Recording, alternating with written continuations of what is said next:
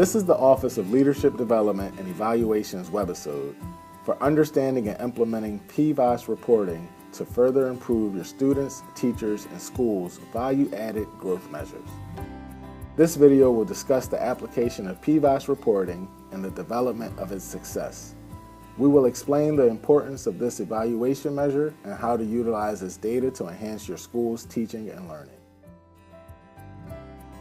My name is Susan Thompson. I'm the principal at George Washington High School in the School District of Philadelphia. I use PVAAS reporting to raise achievement, to close the achievement gap, to decrease dropout rates, and to increase college and career readiness. I believe the most useful part of PVAAS is having an opportunity to look at teacher data and being able to drill down and support teachers in looking at individual students, how they did and how they as a teacher did, to see where there may be gaps in their instruction, teaching, and learning. The biggest thing about PVAAS data is it shows where students are and where we need to get them versus necessarily just a line in the sand that they have to be at a certain bar. To begin using PVAAS data as a school leader, you need to log into the PVAAS website using your username, password, and PPID number. The Launchpad or homepage provides an overview of school value added in Quintile Diagnostics. The school Launchpad is used to view school-wide trends of growth. Each tested subject area and grade level is broken into quintiles, with level 1 representing the lowest achieving students and level 5 representing the highest achieving students. The trends I'm looking for are how many students fall within the different 5 groups in the 1 to 5 range. I also am looking to see where there's green, where there's red, where there's hopefully light blue or dark blue. Using the PVAAS data, we were able to create groups of students and cluster them according to what their individual needs were. And then we had an intervention group, a middle group, and then an enrichment group to ensure that we were growing all students. To further examine your school's growth progress, you need to directly access school value-added reports. Go up to Reports in the upper left corner. Locate School Reports and click Value Added. Then, select the subject and grade level data you wish to access. Remember, the results that are color-coded green mean that the teacher is maintaining the achievement of his or her group of students. However, keep in mind the green could also mean they are maintaining the low achievement level of the group of students. Light blue and dark blue indicate how much evidence there is that a group of students is exceeding the PA standard for academic growth. Conversely, yellow and red show the extent to which students are losing ground according to the PA standard for academic growth. The times I use the school value added is in working with the entire group of teachers. In professional development, I think it's important to share all of the data with teachers because sometimes they don't understand that the school value added factors into their evaluation as well. School value added displays important trends in the school's growth particular to a tested subject over a 3-year time span. A key element of the school's value added report is the growth measure. The growth measure is the difference between the group of students' current average achievement and that same group of students entering level achievement. Principals can use the growth measure on this report to look for changes that are happening over time with a group of students. To interpret the value-added report for grades 4 through 8, follow the diagonal pattern of the growth measures. You can see the progression of the data over 3 years.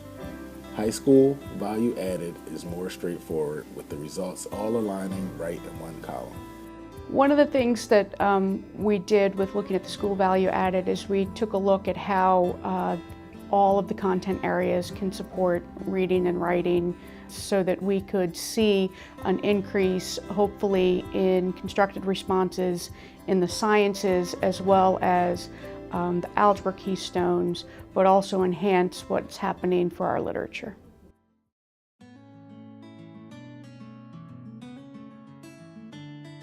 I think the biggest thing is being able to look at PVAAS data as a way of supporting your teachers. Children change as they come in and out, and some years are good, some years are bad.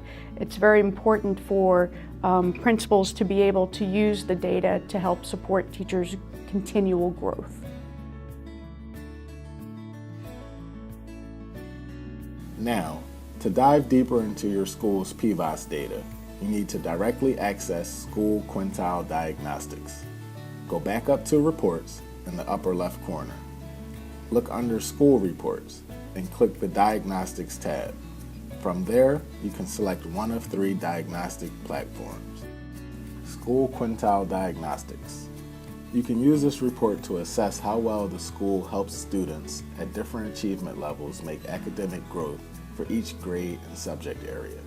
The report also compares the growth data of the current year to the previous years. You will be viewing the Quintile Diagnostics in a bar chart, which provides a visual representation of the magnitude of your students' growth for each quintile. But you can change the view for the Quintile Diagnostic here. Use the pie chart if you need to see the proportion of students in each achievement group and to determine if each quintile has met the PA standard for academic growth. The Quintile Diagnostic gives you an opportunity to drill down into the 5 different levels of achieving students, and you get to compare what your students did last year to previous years and see where there are dips and where students have either improved in achievement over those 5 levels or decreased in achievement. It gives you the opportunity to target instructional groups according to their achievement and ensure that you are moving them in a positive direction. Performance Diagnostic Report shows the current growth, which is blue, compared to the growth in previous years, which is indicated by yellow. The PA standard for academic growth is represented by this green bar. This report displays the selected group of students broken down by their predicted performance levels: below basic, basic, proficient, and advanced. For each performance level, you can see whether students have met or surpassed the PA standard for academic growth. Additionally, you can view individual students by clicking on their predicted achievement groups to the right. Custom Diagnostic Report gives the percentile ranking of all students in a tested grade and subject. Go to the far right column and click on the blue performance level to organize the students in ascending order. This is very helpful when trying to identify students in need of intervention or enrichment. To analyze the specific teacher level data, you will need to access the School Teacher Summary Reports. Again, click on Reports in the upper left corner. Look under Teacher Reports and select School Teacher Summary.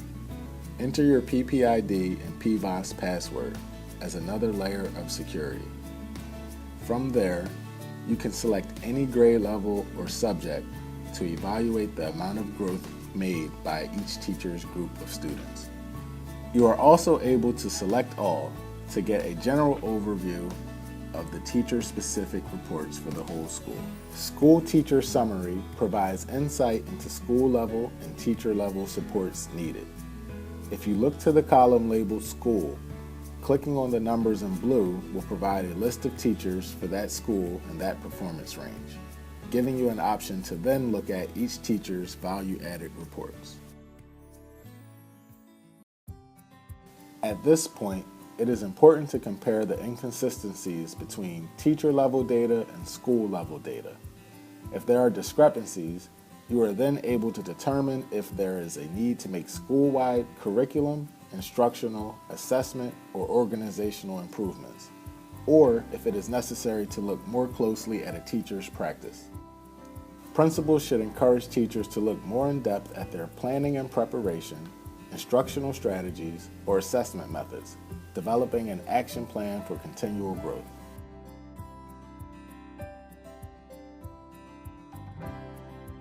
Future plans with PVAAS are to ensure that I'm working with the individual teachers, or one of my assistant principals is, around the data and looking at individual students and their growth by using our interventions.